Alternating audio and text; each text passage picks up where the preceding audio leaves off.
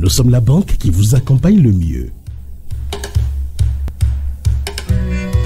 Nous sommes la banque qui vous aide à concrétiser vos projets. Nous sommes dans 20 pays en Afrique avec une présence à Paris, Londres et New York. Mais aussi à 2 pas de chez vous. Nous disposons de moyens sûrs pour vos transactions financières. Nous nous adaptons à l'ère du temps pour vous satisfaire instantanément. Quel que soit votre profil. Nous sommes UBA, la banque de ceux qui construisent l'Afrique. UBA, Africa's Global Bank. Nous sommes dans la dernière partie de cette émission et je reçois dans l'instant invité Edmonde Fonton. Elle est leader politique, doctorante en sciences de l'environnement, santé et développement. Madame Fonton, bonjour. Bonjour, monsieur le journaliste. Et merci d'avoir répondu à notre invitation. C'est un plaisir pour moi d'être sur votre plateau. Le plaisir, sachez-le, est partagé. Avec vous, nous parlerons du militantisme politique des femmes et vous êtes justement acteur politique. Dites-nous, qu'est-ce qui vous a motivé à vous engager sur le terrain de l'engagement? J'ai remarqué personnellement que depuis un certain nombre d'années, le manque de femmes dans les instances de prise de décision.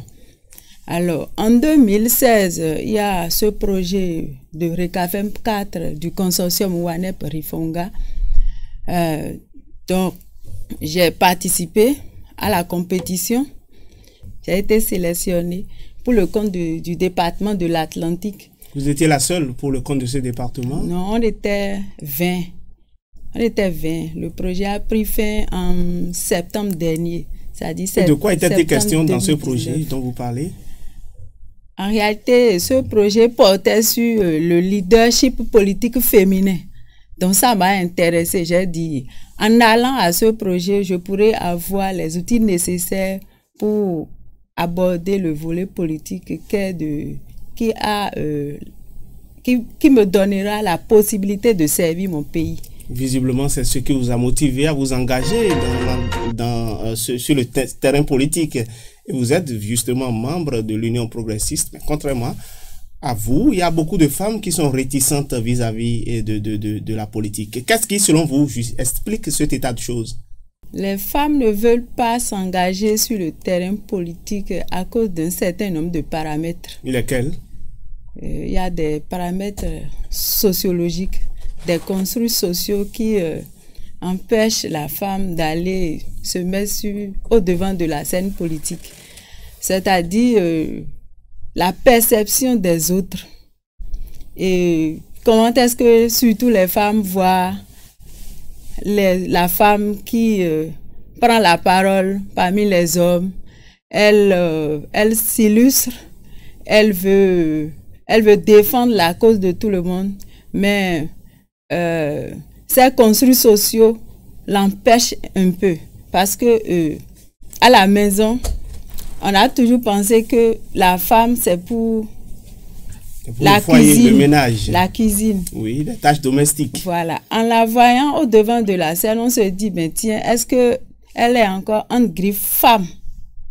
C'est-à-dire, elle est en train d'empiéter sur le terrain des hommes. Le privilège est accordé généralement aux hommes. Mais justement, beaucoup de femmes quand même se plaignent de ce qu'elles ne sont pas représentées dans les instances de décision. Elles se disent qu'on ne leur fait pas la part belle pour ce qui concerne les postes de responsabilité. Mais paradoxalement, beaucoup hésitent à s'engager sur le terrain politique. Qu'est-ce qui, selon vous, est-ce que ce n'est pas une incohérence là? Non, il n'y a pas d'anomalie à ce niveau. Parce que dans le même temps, vous réclamez être mieux positionné dans la politique, mais dans le même temps, beaucoup de femmes... En fait, la chose a évolué en temps. Ça a évolué en temps. Comme je vous le disais, il y a les ONG qui ont travaillé à la capacitation des femmes. Oui. Donc, face à ceci, les femmes ont pris conscience de ce qu'elles doivent participer à la gestion de l'État, à la gestion de la cité. Donc, il y a que les hommes sont un peu aussi gênés de les voir marginalisées. Non, de les voir venir dans un domaine où c'était réservé qu'aux hommes. Exclusivement aux hommes. Voilà, donc il n'y a pas d'anomalie selon moi. Il n'y a pas d'anomalie. En fait, c'est une nouvelle génération qui s'est engagée maintenant en politique parce que avec les formations données par les ONG, en l'occurrence le consortium WANEP Rifonga, qui a couvert 7 départements, oui, sur 3 ans, il y a eu ces femmes-là qui sont formées, qui sont prêtes à aller au-devant de la scène politique. Donc, je ne vois pas là une anomalie ou l'incohérence dont vous parlez. Bon, vous faites justement partie de cette catégorie de femmes qui visiblement affichent beaucoup de courage et de détermination et qui veulent vraiment s'engager aujourd'hui en politique. Et on peut dire, les plaidoyers que vous avez souvent portés à l'endroit de nos autorités ont, semble-t-il, porté les fruits à la faveur de la dernière révision constitutionnelle. On a senti quand même qu'il y a certaines dispositions qui arrangent un peu la femme. On a décidé, par exemple, que lors des prochaines élections législatives, les femmes seront mieux représentées. Il y aura au moins une femme par circonscription électorale, ce qui fait 25. Mais déjà, qu'on le veuille ou non, est-ce que vous pensez que cette décision-là pourra se réaliser au regard de ce manque d'engagement qui se note quand même par endroits? Aujourd'hui, il n'y a plus un manque d'engagement. Lorsque nous observons les partis politiques aujourd'hui, il y a beaucoup de femmes qui militent. Il y a beaucoup de jeunes femmes et jeunes filles qui militent dans les partis. Les choses sont en train d'être corrigées. Voilà, les choses sont en train d'être corrigées. Et parlant de la loi, la révision de la Constitution, oui, qui a porté sur une partie qui arrange, c'est-à-dire... On a créé une discrimination positive à l'égard des femmes. À l'égard des femmes qui donnent d'emblée un siège par circoncision à la femme et le nombre de femmes, le minimum de femmes que nous aurons à l'Assemblée nationale prochaine, c'est au moins 24. Alors, je pense que cette disposition, elle n'est pas suffisante.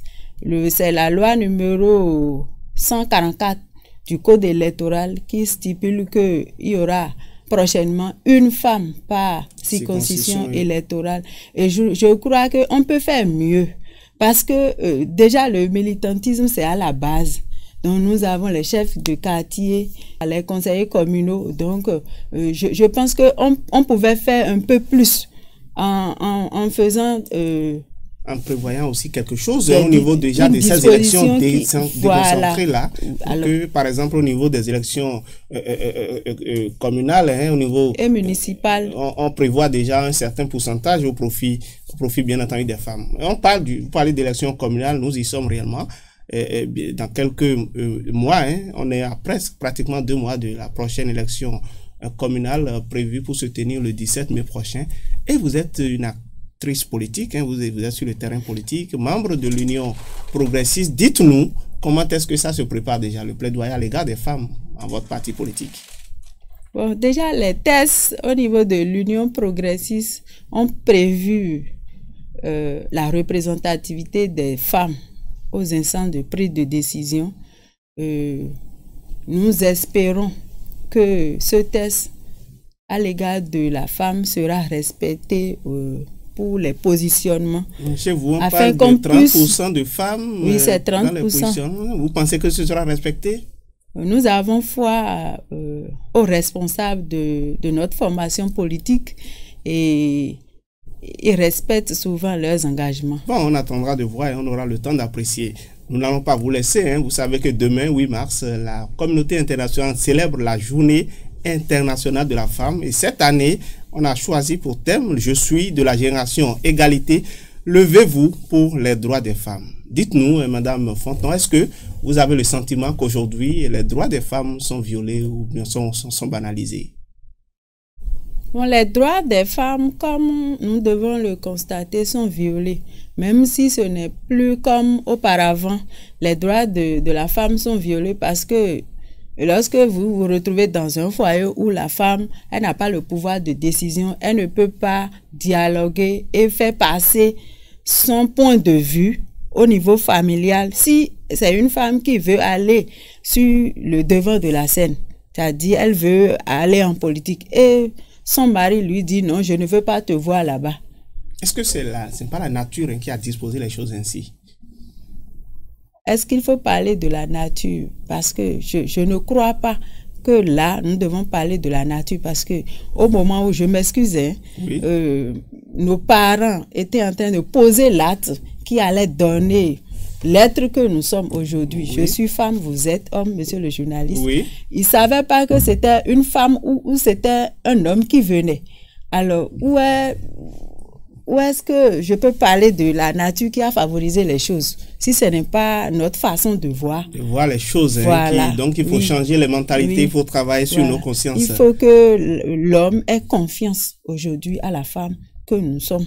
Alors déjà, je vous souhaite une bonne fête. Vous serez à l'honneur dès demain à l'occasion de cette journée internationale de la femme. Mesdames et messieurs, ainsi se referme ce 6e numéro de votre émission Carré Politique. Edmond Fonton était notre invité dans les 10 dernières minutes. Vous êtes leader politique, doctorante en sciences de l'environnement, santé et développement. Merci d'avoir répondu à notre invitation. Merci, monsieur. Mesdames, messieurs, nous sommes au terme donc de cette émission, comme je le disais tantôt. À la réalisation, Oscar Couton. Retrouvez-nous la semaine prochaine, toujours avec le même plaisir. Merci de continuer à rester fidèle au programme de B-News.